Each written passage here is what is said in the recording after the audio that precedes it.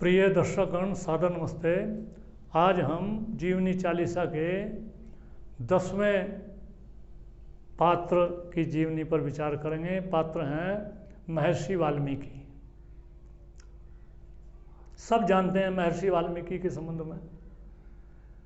रामायण काल में हुए, भगवान राम के समय में हुए, और भगवान राम उनके आश्रम में भी गए और सीता जी को भी भेजा बाद में, पर जो वो गर्भवती थी, और फिर लवकुश को भी उन्होंने पाला। ये सब जानते हैं।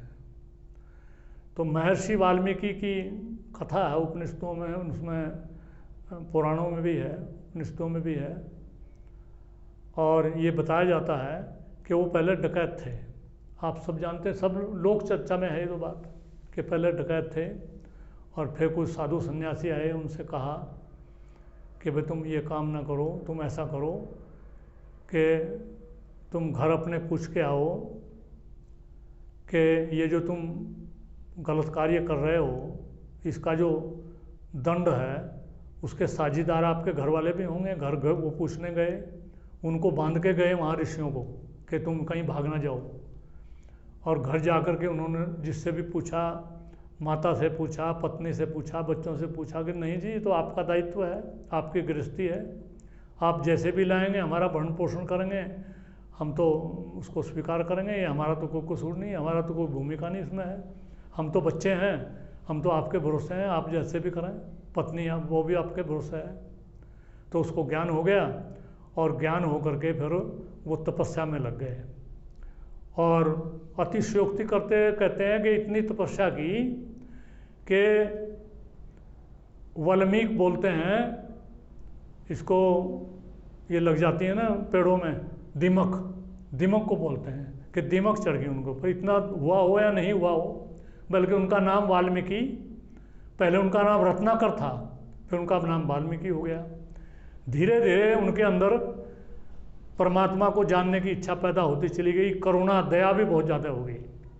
एक समय ऐसा था, वो कहीं बैठे हुए थे ध्यान में, तो कुछ क्रौंच पक्षी होता है, एक किसी व्याध ने, किसी शिकारी ने एक तीर मार करके जो जोड़ा था क्रौंच का, उसमें से एक को मार दिया।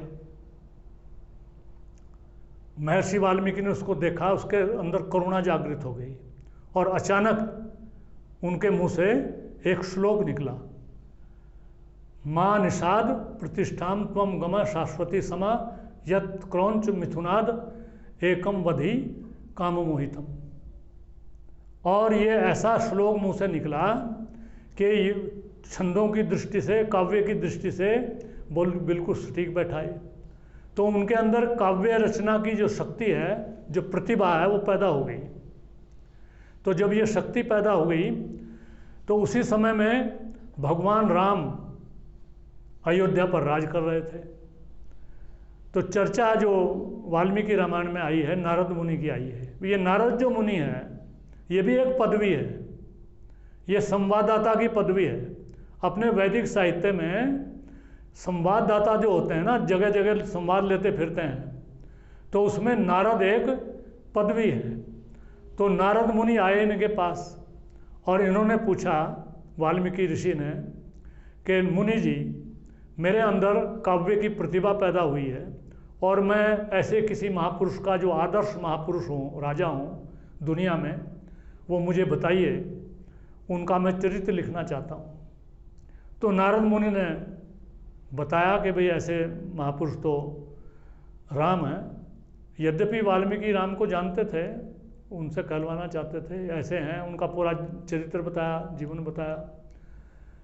तो फिर महर्षि वाल्मीकि ने राम का चरित्र लिखा, और लवकुश को भी बाद में फिर सुनाया। लवकुश ने जाके अयोध्या में भी सुनाया। तो ऐसे महर्षि वाल्मीकि आजकल अपने हिंदू समाज का एक वर्ग मानता है कि वो हमारे में से हुए। और ये बड़ी अद्भुत बात है कि भारत में वैदिक संस्कृति पर, हिंदू संस्कृति पर ये दोष आरोपित किया जाता है कि ये दलित विरोधी है। अरे भाई, दलितों ने तो सारी संस्कृति को, इसका आधार तो दलितों ने दिया है। रामायण वाल्मीकि ने लिखी है, महाभारत वेद व्यास जी ने लिखी है, जिनकी माता भी दलिती थी। तो ऐसे करके जो महर्षि वाल्मीकि हैं, बहुत ऊंचा चरित्र है। महर्षि वाल्मीकि की आप रामायण पढ़ेंगे तो उसमें कुछ प्रक्षेपण भी है, कुछ जोड़ भी दिया गया उसमें। कुछ आर्य समाज वालों ने जो शुद्ध रामायण है उसको लिखा है, उसको यदि पढ़ेंगे तो पता चलेगा कि महर्षि वाल्मीकि ने भगवान राम को महापुरुष के रूप में मान करके और उनकी चर्चा की है, और उसमें कहीं भी कोई पाखंड नहीं है, सारी बातें उसमें ठीक ठीक हैं, उसमें कोई इस प्रकार की अतिरंजना वाली बातें नहीं हैं। तो महर्षि वाल्मीकि का भारतीय संस्कृति को बचाने में, इसको बल देने में बहुत बड़ा योगदान है। वाल्मीकि जो रामायण है उसके आधार पर ही अब सैकड़ों की, हजारों की संख्या में अलग अलग भाषाओं में रामायण लिखी हुई हैं, लेकिन आधारभूत जो रामायण है वो महर्षि वाल्मीकि की है। महर्षि वाल्मीकि के संबंध में अधिक जानकारी लेनी हो तो आपको वाल्मीकि रामायण पढ़नी चाहिए, उसको समझना चाहिए। इतना ही इस महापुरुष के संबंध में बताना पर्याप्त है। इति ओम शम नमस्ते जी।